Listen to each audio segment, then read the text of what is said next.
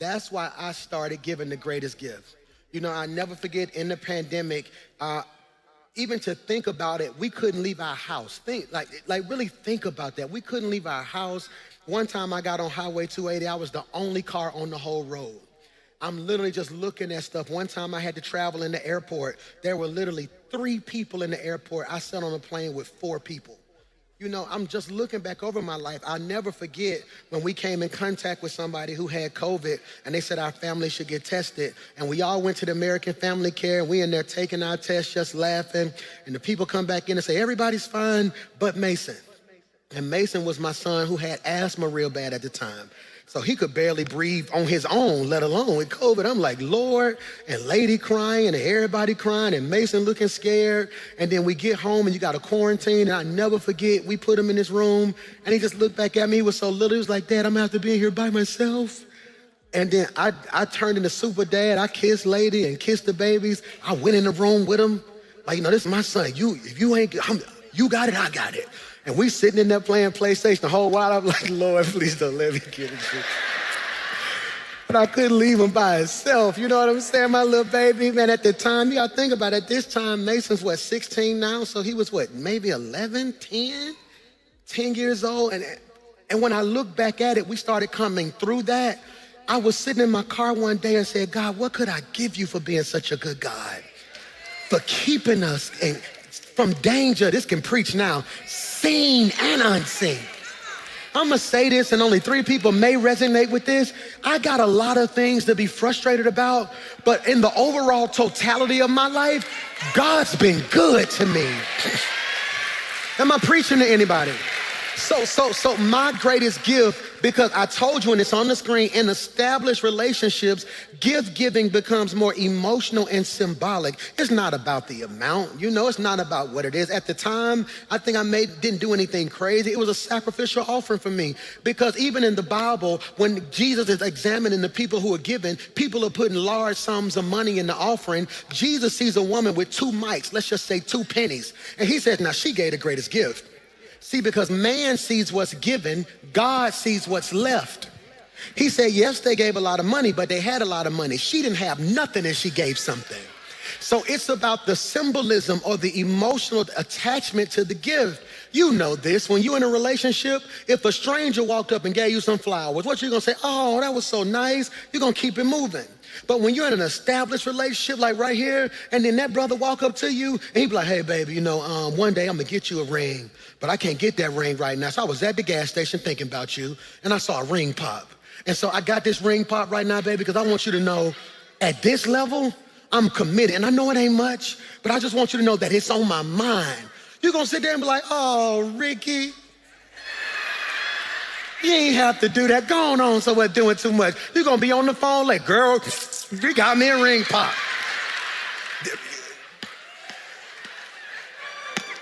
Cause it's gonna what? Mean something to you. Fellas, don't act like that. Let you come home and all of a sudden she tell you she got you a F-150. You like, you got me an F-150? Then she break it out. Bam, I went to the toy store. And I know you always talk about you gonna get you a truck. And baby, we can't get no truck right now, but I got you this F-150. This is what we gonna do. We're gonna put it on the dresser, so every morning we wake up, we're gonna look at that F-150 and say one day, you know what you're gonna say to her? Man, going on with that. Then as soon as your kids, who touched the F-150 in the room? Because it what? Means something.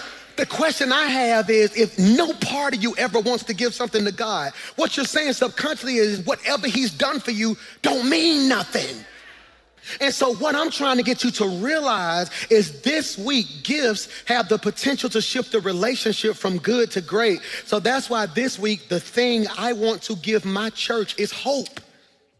I want to give you hope, and hope is more than a feeling. It is more than optimism. It is, put this in your notes, a spiritual force that refuses to bow to what it sees, come on, Michael, because it's anchored in what God said. Who gonna help me preach this morning? It is a spiritual force that refuses to bow to what it sees because it's anchored in what God said. See, when the culture talks about hope, they say things like, well, did you apply for the job? I applied. You think you're gonna get it? I hope so. When they say I hope so, they are using it as if it's wishful thinking. What I'm telling you is when you walk in faith, we don't have wishful thinking. We don't say I hope so, we say I know so. Because hope is confidence. Please put this in your notes. It's not on the screens. Somebody in the comments put it in. Somebody in the overflow be my captain today. Hope is confidence rooted, we're going to talk about it in about 12 minutes, in the character of God. That's important. Hope is confidence rooted in the character of God. Why is that important, PMJ? Because the gift of hope, first definition, is the divine ability to stay convinced, I think I'm finna run, on the inside, even when everything on the outside don't make sense. This is the last service of the day. I may have church. The gift of hope is the divine ability to stay convinced on the inside when nothing makes sense on the outside. It is the confidence to stay convinced on the inside when nothing makes sense on the outside. Let's run this again. It is the ability to remain confident on the inside when nothing makes sense. See, on the outside, there is a certain amount of money I should have in order to pay these bills. I don't have that amount of money on the outside, yet I'm not tripping because I don't allow what happens on the outside to affect the inside. I allow my inside to impact my outside. And that's why people can't figure you out. That's why folks still trying to figure out why you ain't went cuckoo for Cocoa Puffs. Have you ever been in a situation where folk knew your business? Have you ever been in a situation where folk know your business and you can tell they've been gossiping and folk waiting on you to come around? Then you walk in the room and they be looking at you sadder than you be. And they give you that look like, you okay? I'm good. Are you sure? No, I'm good. You don't have to be tough with me. Look at me. I'm good. Are you sure you could? No, you more concerned than I am. My hope ain't in them. My hope is in God. And because I got God on the inside, I don't care what's happening on the outside. Am I preaching to anybody? 7 of y'all with this week, that's what you're gonna have to tell folks. No, I got something on the inside that won't let me lose my mind. That's why I'm so proud of that boy right there. We've been playing football all year. I've been telling y'all all year about my little quarterback at Hueytown, ain't it? Don't have no scholarship. Don't have no scholarship. Keep the faith. Keep coming to church. Well, this week, 2 scholarship offers. I walk up to that joker. I said, which one you going to? He said, I'm weighing my options. How you go from nothing to options? And I prophesy over you. Because you've been faithful, because you've been kind, God giving you a season of options. That's hope. Still had to play. That's hope. And what I'm trying to get you to realize is hope, even when there's no reason for hope. Abraham kept hoping. Y'all didn't hear what I just said. Look at it, it's right here, Romans 4:18. Even when there was no reason, just a little bit in the monitors, no reason for hope, Abraham kept hoping, believing that he would become the father of many nations. Here it is, for God said to him. Okay, I would have told this up. All my churchy folk, where my churchy folk at? Churchy? No, so churchy, like I would, old PMJ, I would have told this up right here. I would have preached, because the text says that in Romans 4:18, it says, even when there was no reason to hope, Abraham, he kept believing, and he kept hoping. I don't know who I'm preaching. I could preach now. Don't get it twisted. I came from a Baptist church. Now I can go. So the 30 in me would have said, ooh, I would have preached that he kept hoping, but not that I'm 40, shorty.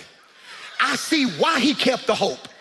Look at it. Why did he keep the hope? Right here, he said, I kept on hoping, I kept on believing that I was going to become. Don't forget I said that. I was going to become 10 people put that in the comments. Don't forget I said that. I was going to become the father of many nations. Why you hoping, Abraham? Because God said to him.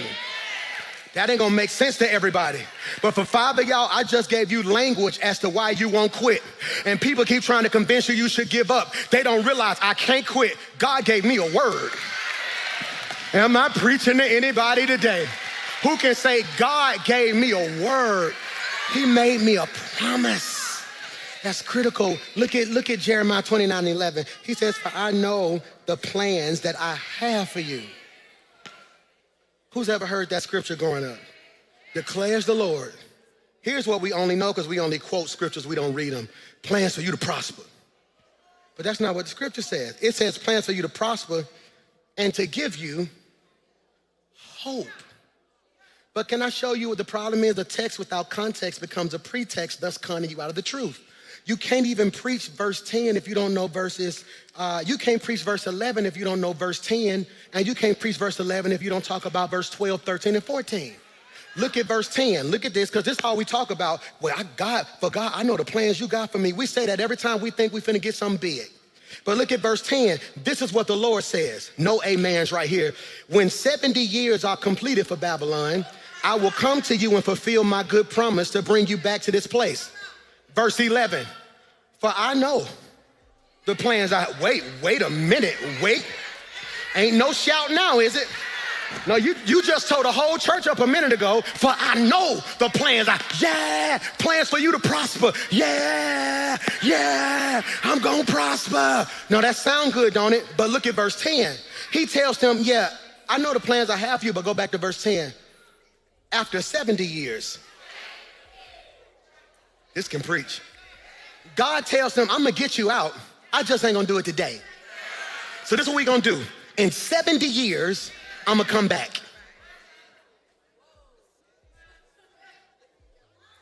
And you crying because it didn't happen this week. Look at verse 10. This is what the Lord says. When 70 years are completed for Babylon, I will come to you and fulfill my good promise. Verse 11. For I know the plans I have for you, declares the Lord, plans to prosper you and not harm you, plans to give you hope and a future. Look at verse 12. Then you will call on me. Can I free you real quickly? Can I free you real quickly? Some of you looking like it's gonna take 70 years for him to come through, when God is looking like it's gonna take 70 years for you to finally call me.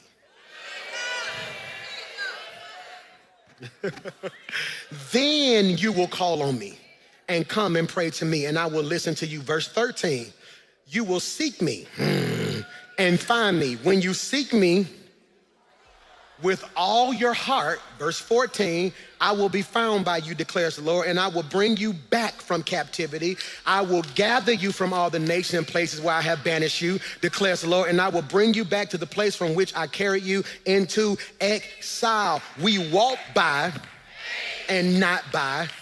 We walk by and not by. Faith is the substance of things, for it is the faith is the substance of things. Hope, there's that word again. So can I ask you a question? Can I talk to you real quickly? Can we be honest? Who honestly sometimes believe faith and hope is the same thing? Ain't nothing wrong with that because we never talked about it. When you say faith, it's like I just got faith or I got hope. No, faith is now. Hope is next. Did you catch that? Faith is the substance of things hoped for. So no, there is a delineation between faith and hope. That's critical. Faith, put this in your notes. Faith, next slide. Faith is when we believe God. Hope is when we expect God. Michael, faith is when we believe God. Hope is when we expect God. Okay, I like making things practical, Who knows somebody right now, family member or friend, who got some money? You know they got some money. They make it clear they got some money. All right, so you got faith. Go back a slide. I want them to see this now. You got faith, which means you believe they got money, but you know they stingy, which means you believe they got the money. You just don't expect them to give it to you. So it's possible to have faith and not have hope. Or this is when it gets toxic. You got hope but don't have faith, which means you're expecting people you really subconsciously don't believe in. So faith is when we believe God, Michael. Hope is when we expect God. I'm gonna say this, only 2 of y'all gonna catch it. The 2 who gonna catch it, we may have church together.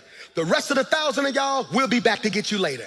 Because it's 2 words that should shift the whole room if you got faith and hope. And when you talk about it, something in your spirit should leap. Because for me, in 2026, I expect. Y'all missed what I just said. Y'all missed what I just said. Thank you. That's 1, 2, 3, 4, 5, 6 of us, 6, 7. Thank you so much. To the 9 of us who caught that. I don't even need to fill in the blank. I expect, yes, I got faith. I believe God is a healer.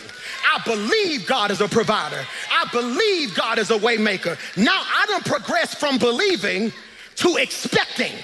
Watch this. An expectation is a belief, Michael, or assumption that something will happen or that a certain outcome is likely.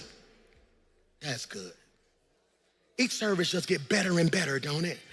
Expectation is a belief or assumption that something will happen or that certain outcomes are likely. All my 20-somethings give me a what. Teens give me a what. 30-somethings give me a what. 40-somethings give me a what. 50s give me a what. 60s give me a what. 70s give me a what.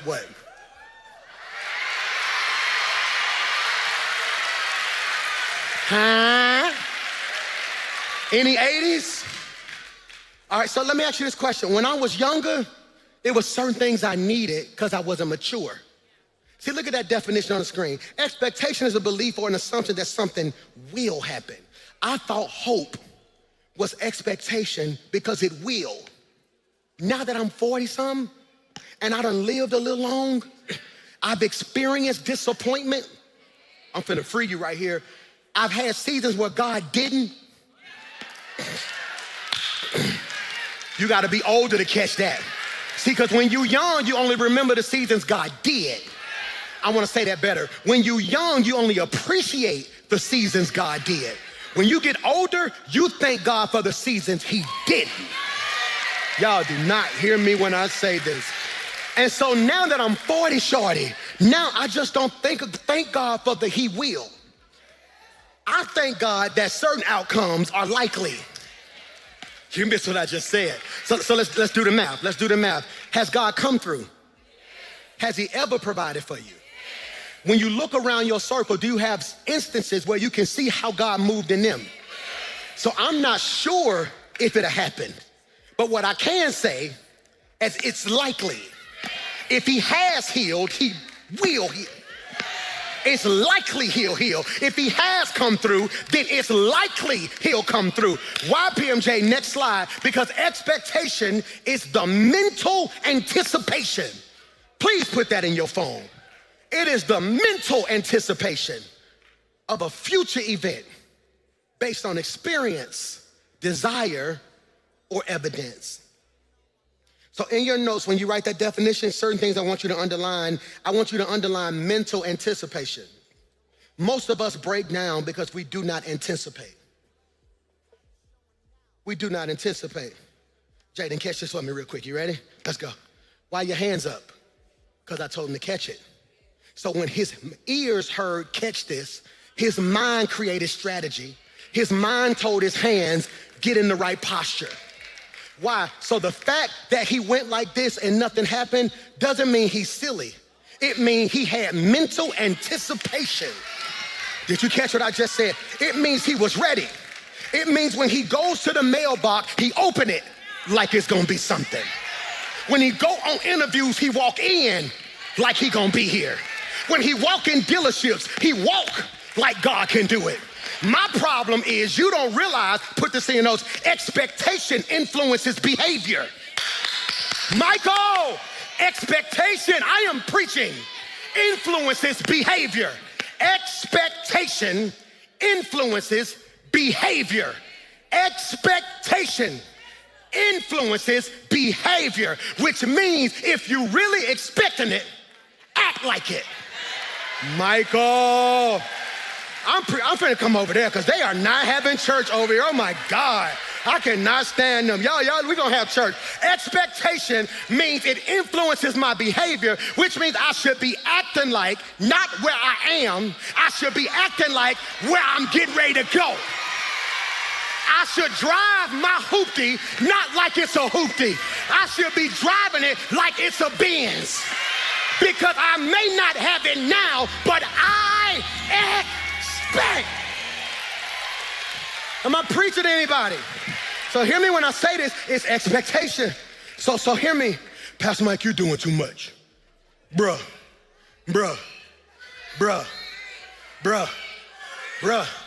So y'all know how y'all do. Old people, Reverend was on one today. Middle-aged people, man, he really said some good stuff. Teens, bro was in it, wasn't it? In it. He was in it. But I'm being honest, so let's just be practical. Who believe in God to move in 2026? You wanna move? Can you show that for me? Go to the crowd. I want everybody at home to see that. Look who everyone to move. You see that? Who already packed? No, you ain't. You ain't packed. So your stuff in boxes. So if I come to your house after church, all your dishes in boxes, all your clothes out the closet, see there? But you said you expect to move. Oh, I see what it is. You ain't really got hope. You really saying, God, when you do it, I'll respond. Hope does not wait for it to happen. Hope act like it's going to happen even when I don't have the evidence that it's about to happen. Now, Pastor Mike, you being too super spiritual now. Oh my God, squad. They saying he being too super spiritual now. See, that's why I don't like all these church folk telling us how to pack how stupid I look. Going home, putting all my stuff in. So when I get ready to cook, where I'm supposed to find some dishes if they all in the box? What's the difference between a box and a shelf? Go back in that box, pull out one plate. I don't need 10 plates. I ain't gonna be here for 10 dinners. I'm gonna take it a plate at a time. You like that? I'm gonna take it a plate at a time. Pastor Mike, you tripping. You, there you go. I was with you, but you being super spiritual. Every mother give me a what? You pregnant? How far along are you? You 7 months? What? Y'all excited? You excited? You the pappy? I the pappy. That was your supposed to say, I the pappy. So 5 months, you 5? That's your 5th baby? I got 5. Yeah. Girl. 7 months, huh? You already got Pampers? You got baby food? You got clothes? Boy or girl? Girl, you already got the baby room? You already got the wallpaper and everything?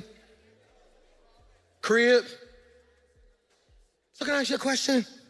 Why you got Pampers and clothes for somebody who ain't here yet? It's because she's expecting. And if I'm expecting, I should act like I get better happen. Am I preaching anybody? I expect. I don't know where I'm going to college, but you're going, right? So start filling out financial aid. You want a promotion, right? Then why your resume ain't updated?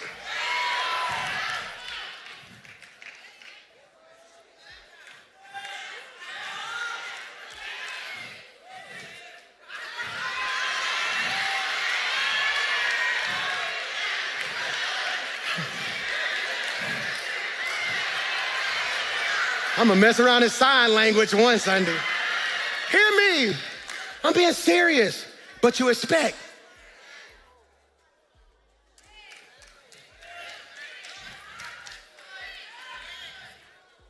I don't want to stress nobody out. I don't want to scare nobody off. They got to get scared.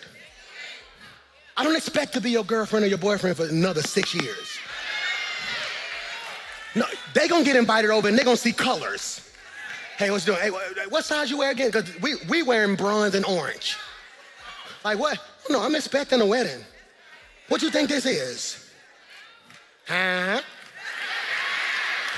I heard somebody, this dude stopped me at a gas station. He was like, man, you be preaching. I'd be like, huh? I've been doing it all week, huh? I expect. I had no members, no balcony, and would preach, shout in the balcony.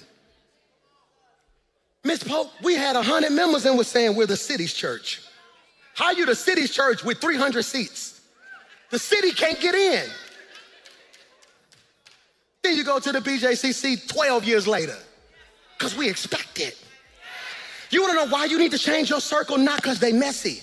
See, I'm gonna free you. It's certain people in your circle who messy, but they can stay. They gonna grow out of that messy. See, I can deal with your messy. You gotta go, because you don't expect nothing. And I ain't got time for your no expectation to be dwindling and trying to suffocate my expectation.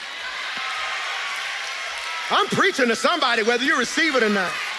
It's hope. That's all I'm trying to get you to realize is that we make stuff more complicated than it is. She getting ready for this baby because she expect. The only difference between her in the natural and us in the spiritual, she has physical proof that it's coming. And what I'm trying to tell you is now, if God made you a promise and you've been faithful and you've been consistent, stand on that evidence. Why is that important, PMJ? There are 3 reasons we don't have expectation. I'm gonna shut it down in 10 minutes. 3 reasons we don't have expectation. Watch this. Expectation is the mental anticipation of a future event based on 3 things. Put this in your notes. Experience, desire, evidence. I already saw y'all shirt. When y'all walked in, I saw y'all shirt. I was like, in 11 minutes, I'm gonna preach that shirt, because I knew where I was going. No, expectation is the mental anticipation of a future event based on, like my son Mason, like he playing ball, my son Xander. My son Xander didn't have no scholarship offers, no nothing, but we expect. So I say stuff like, when you get ready to make your decision, you gotta do so-and-so, so-and-so. On signing day, baby, we gotta do so-and-so, so-and-so. I'm the type of crazy daddy that once I hear them start whispering schools they like, I go on Amazon and buy shirts. So he be at the house like, there goes so-and-so, there goes Clemson Tower, there goes so-and-so tower, there goes so, because even if it don't happen, I am training his expectation. Did you catch that? That's what I'm doing. See, so it's mental anticipation of a future event based on 3 things. Experience. So young people in your notes, when you put experience right, me and God got history.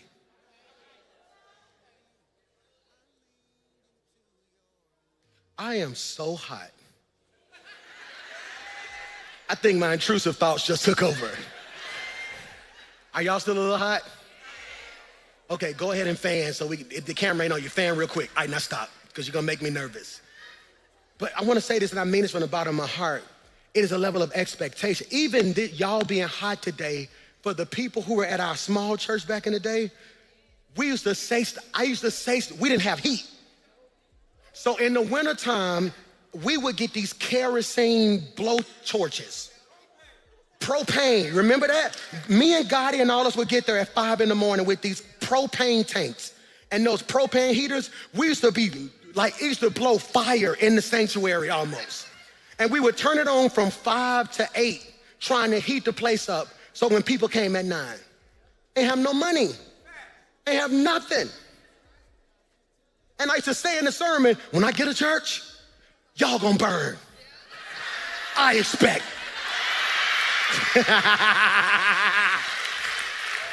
So when you go home and they say, why that man got that heat on 90? He expected it 17 years ago, he all right. But it's based off experience. If God has kept you, you have experience that he will keep you. Number 2, desire.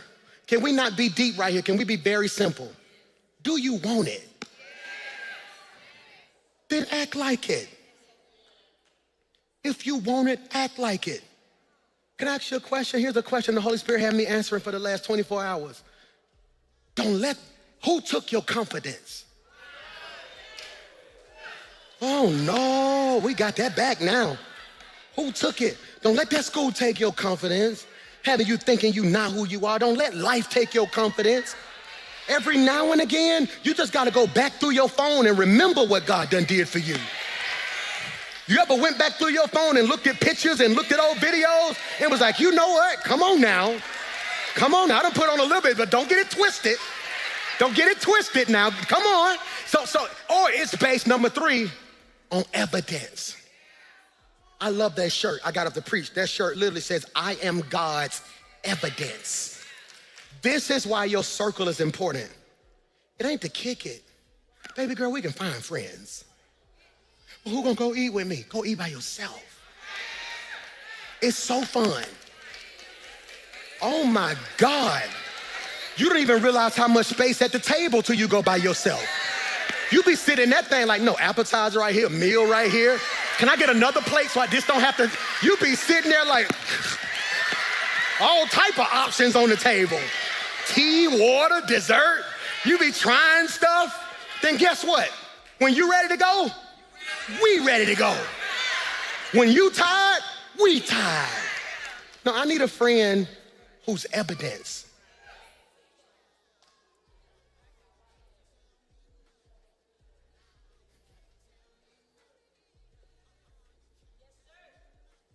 I've never really been a money offering raising preacher. So as a consequence, we had thousands of people coming to church, but I never really had money. I just always felt like if it was his will, it's his bill, I'm gonna trust God, my time is coming. So when it came time to get buildings, I never really knew.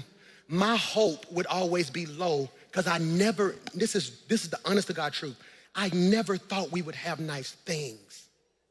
Like I'm just being blunt with you. I had faith. I felt like we would be this big church that influenced people, but we would never have anything. So I would say stuff in my mind like, well, I don't need a building. I don't need someone. It's cool, I'm gonna be all right.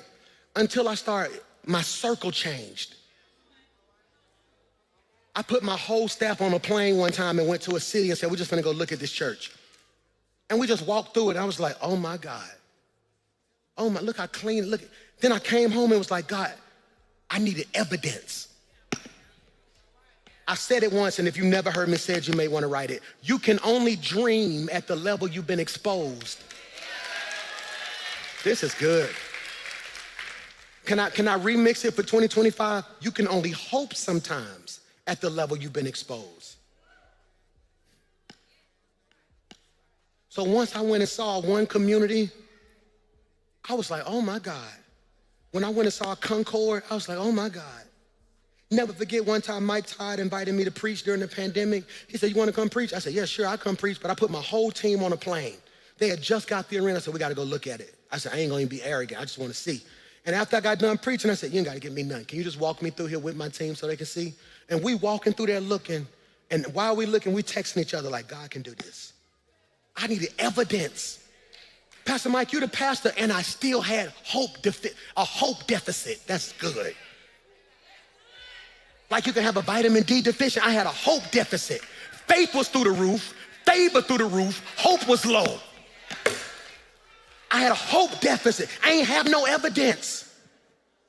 I couldn't look in my near vicinity and see people who had stuff.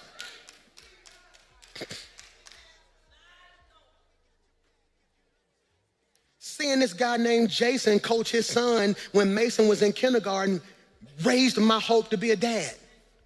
Mason's on his team, and I'm seeing how he coaching his son. He got travel bags, all this stuff. I'm sitting there, I'm like, you know what? That's me. And when I saw that, something in me was like, that's what I was trying to do. And the next year, I'm coaching my boys' team, coached them all the way through. Everybody wanted to be on Pastor Mike's team, yada, yada, yada. But I had to see the evidence. Some of you don't think you can be happy in a relationship because you ain't seen evidence. Some of you think you can't have stuff because you ain't got evidence. I speak by faith. This week, God gonna show you evidence. You gonna be in the elevator with somebody like, what you do for a living? And it's gonna blow your mind. God, give us evidence.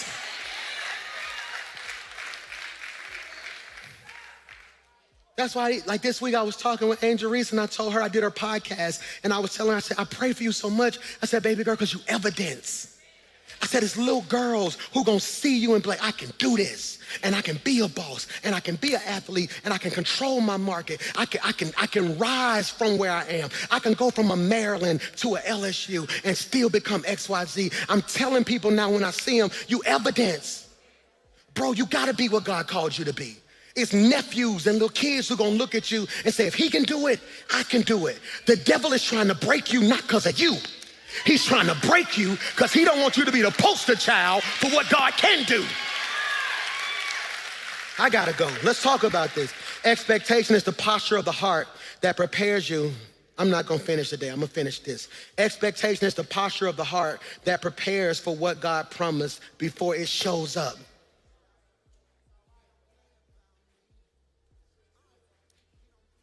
Basically, hope is tied to the nature of God. Once I do this, I'm gonna stop, but you can't leave before I do this or it ruins everything I preach, seriously.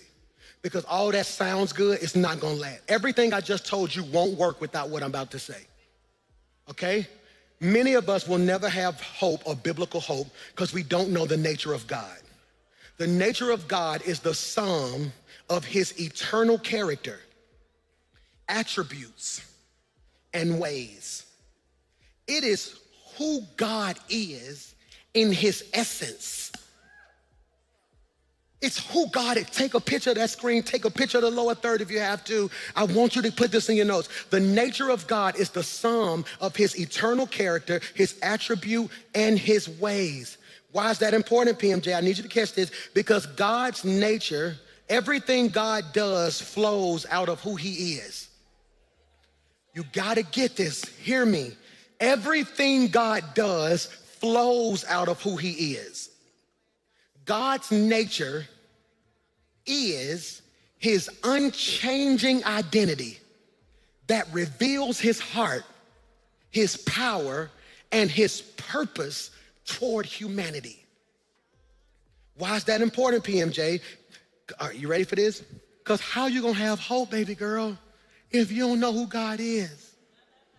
Can I put it like this? You know what God do. You don't know who God is.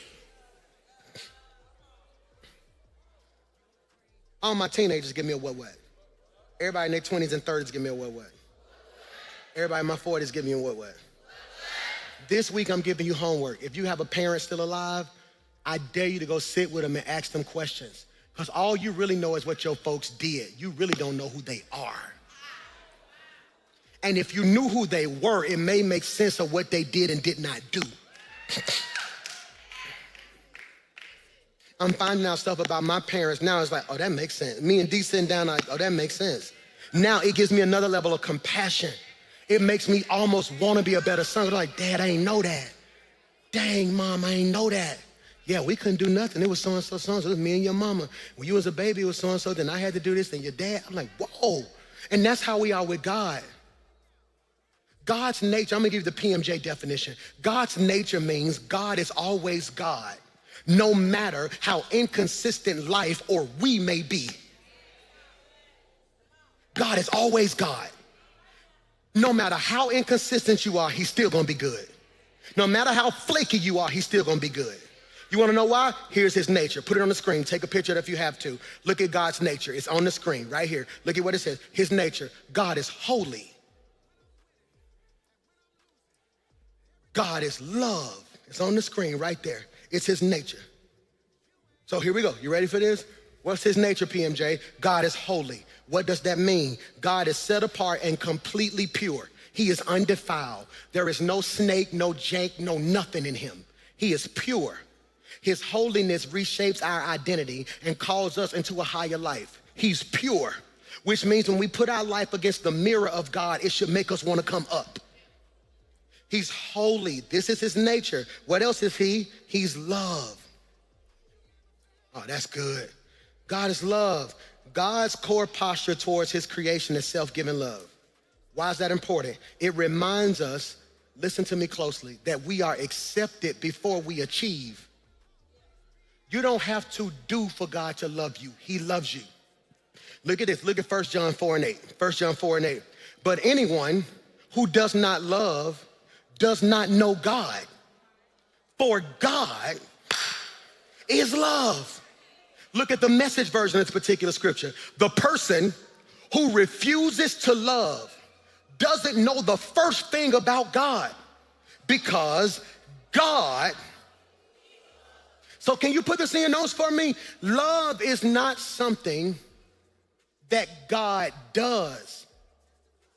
It is who he is. Look at what the scripture says. So look at this scripture, 1 John 4:8. Put it on the screen. The person who refuses to love doesn't know the first thing about God, because God is love. Give me my next scripture. I want them to see this, verse 16, I believe. There it is. And so we know and rely on the love God has for us. God is love. Whoever lives in love lives and God. So when you show love, you are actually showing people God. They get a glimpse of God. I'm at the gas station when they got the boys something to eat. I'm at the gas station last night, right here on 280. At the gas station, I get out my truck. Dude get out his truck, had a Black and Mild, had a little Crown Royal, whatever, he doing this thing. He look over and say, I know you lying. PMJ. Man, my mama love you, bro. Man, get over. He come running to me, Black and Mild. Man, you came running to me, all that. He looked back in the car. This true. He looked back in the car and say, hey, guess who it is out here? Who they look? They opened the back door.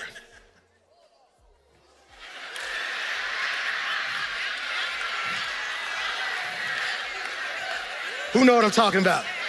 They opened that back door and it said, whoosh, all right? So now I'm looking and they like, oh, it's PMJ, oh, and he walking to me with this like the,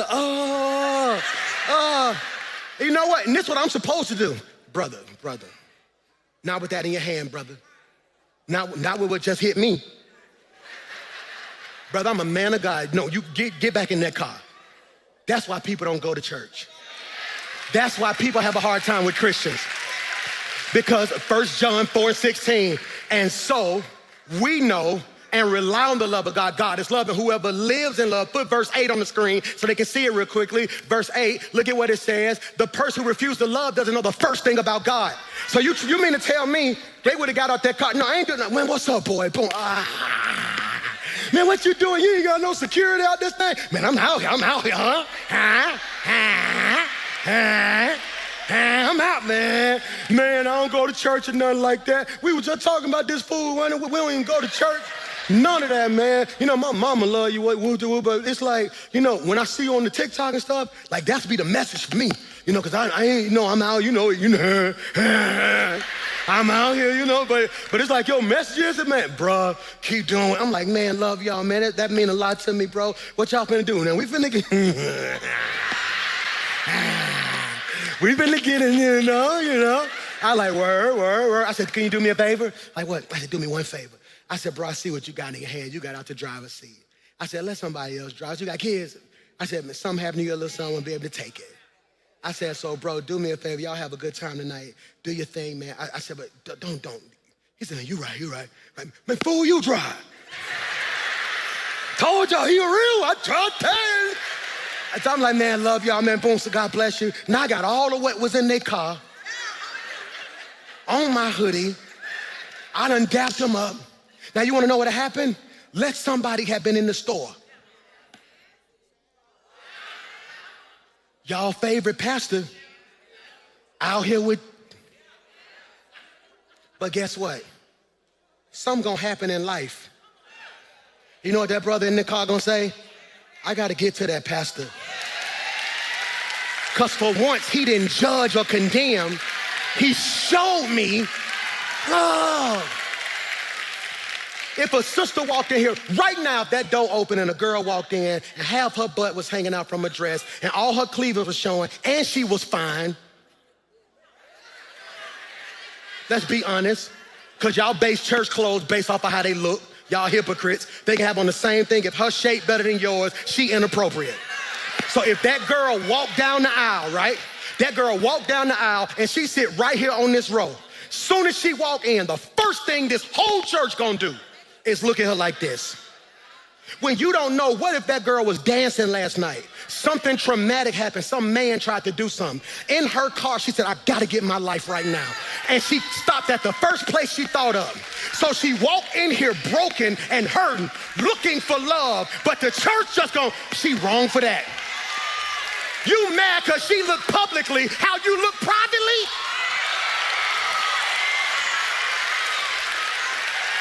If we're gonna be the church, at what point do we stop condemning and be what God is? Because God is love. No, come here, girl, I got you. Give me a hug. Father, in Jesus' name. No, then I hug her and she cry, and she never had a man not want her. So here you come now. No, baby girl, we got you. Come on, we got you. What size you wear? No, I got you too. Where you work at? No, my girl, the hiring manager at something, and we flip her whole life with love. But sadly, that ain't what we do. We judge, we talk, we like tea. We sit up and watch documentaries about how people's lives got ruined and tweet about them.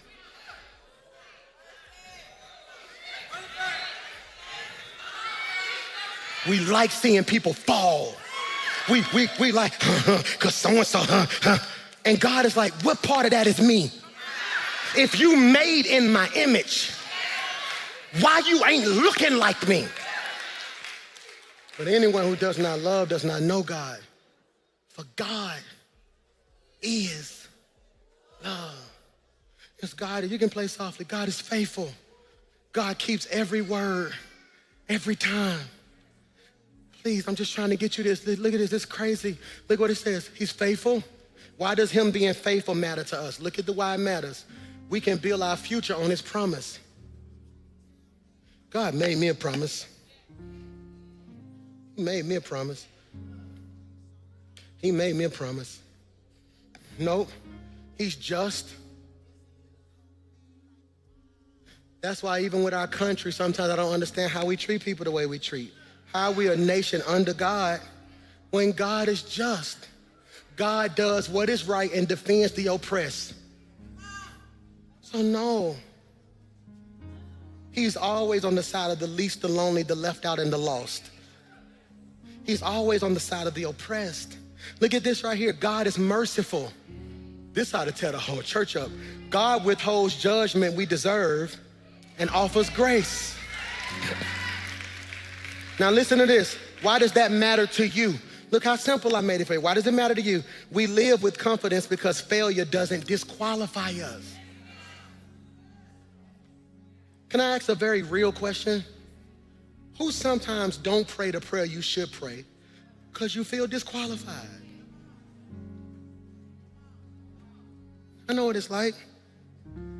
I was the problem child. I was the one who gave everybody headaches. I'm the one who dropped out of college. I'm the one who got to fighting in college 3 days after my 18th birthday. The campus police broke up the fight, took me to the campus jail, found out I was 18, then took me to the real jail. I did hard time. 22 seconds of hard time. They took, this is a true story, in Livingston, Alabama. I was at West Alabama, got into a fight. They took me to the local jail. They did my fingerprints. I took my pictures. They put me in cuffs, walked me into prison, closed the door. I sat there and said, oh my God. And then like 22 seconds later, they said, go back and get him, his friends came. My bail was like $150 in a college town. I was in there for 22 seconds. 22 seconds lockdown. I did time, huh? That might be why I resonate with you, because you like, man, I could tell like he had it in him. Huh? Huh? Huh? That was me though. That was me. In handcuffs, in the back of the car. They took me to the campus. Everybody was out on the yard. Y'all seen Mike? They got Mike. They got Mike. I'm in the back of the car like this. Then my friend Brandon Mason and Calvin Lang, they came and got me. And Brandon Mason came, put the $100 up, $150 up. I got in the backseat of Brandon's car. He was like, boy, everybody on campus talking about how you locked up. So I went right back on campus and walked back on there like, Mike, you okay? You went to jail? Like, But that was me. My dad had to come up there. Mike, this is what you sent you. Just always a disappointment. Had a child out of wedlock. Xander's not by my wife. I had him before I got married. I'm the pastor's son, so I had to stand before the whole church. Imagine that being a kid, I was like, 21 maybe, 22? Had to stand before the whole church. I don't even know where the boldness I had came from. I said, everybody, I made a mistake, I so-and-so, but the reason I'm telling you guys is I'm not gonna hide it. He's never gonna be a secret for me. I said, and that's not gonna be my trump card. But I felt like my life was over. All I ever wanted to do was be a man of God. Here I am, I ain't never been cute, never been popular, never been, and the first time, it's like, oh God. But you know what? I failed. That's what he's talking about right there, right? I failed. Didn't have a dime. I'm talking about rolling quarters to eat. Me, Lady Mike and Xander going to Taco Bell, split meals. Nothing. Power out, no water, no nothing. Nothing. When I say nothing, nothing. 2 pair of jeans and 4 shirts. I had ironed them so many times when I preached, stuff started shining. I was that's all I had. Nothing. Fast forward, bankrupt twice. Nothing. I never really raised offerings like this. I was always kind of, it's God's. So we ain't have nothing. And this ain't in the past, this 2019. Nothing. The year I told y'all it's gonna be big, I had nothing. The whole world singing big and I got little. That's the story that people need to hear. 2019 Christmas, we had nothing. Barely had the lights on. But I'm standing in church every week. Hey, come on, y'all excited? Come on, let's give God praise. And just so happened, I mentioned to my team, well, this year been rough. I'm not gonna get the kids nothing. So what we're gonna do is I'm gonna teach them how to give. We're gonna be all right though, God got us. And my team went behind my back and started raising money for me. I never get the day they handed me that check and I'm just sitting there. I took that money, went and bought my kids a trampoline. That's what everybody got for Christmas. I stayed up all night. I didn't get it to the 24th. They stayed up all night putting it together in the backyard. I went to 5 and below and racked up for McKinley. McKinley thought she killed it. She had 70 gifts, all for $27. She got up that morning, Dad, I said, that's all you, baby. I got the baby doll in this box, her wig in the other box. I was like, it's a set. You got the baby doll, the wig. I separated the clothes, put them in another. Her baby doll was naked with no hair, no clothes. She was just open and bad. It's the clothes. Oh, it's the clothes. I ain't have nothing. That's 2019. It's 2019. So what I'm trying to show you is, look, the reason you never heard me complain.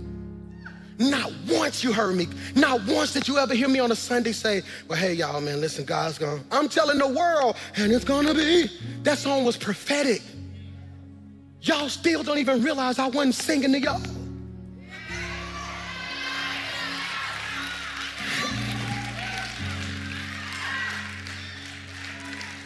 You could have told me. You could have told me. Because I've never been perfect. I've never had it all together. I used to live my life waiting to blow this. I used to say to them, I'm not gonna get excited because I know I'm the type of person who finds a way to ruin it. There was always a ceiling on my life. And the reason I was able to keep the hope was because I learned the character of God. And you're not gonna have hope listening to some superstar preacher. Like I'm just as raggedy as you. Me and my wife fuss just as much as y'all. My kids get mad at me just the way your kids get mad at you. My stuff stank just like you. Don't let this stage make you think that because I'm up here talking, I'm better. I'm just available. And what I want you to realize is you are not disqualified. Because you made mistakes. Pastor Mike, I got a record. So what? He do too. I've never seen the righteous forsaken. No seed beg for bread. No weapon formed against me shall be able to prosper. Hear me.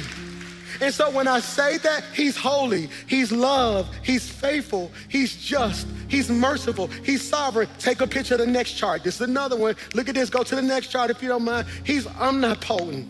I know your grandmama said omnipotent, but if you break that word down, he's omnipotent, which means he's all powerful. He's omniscient. You want to break that word down? He's omniscience. He's all knowing. He's everywhere. He's omnipresent. He's immutable. God doesn't change. He's the same today, yesterday, and forevermore. He's good.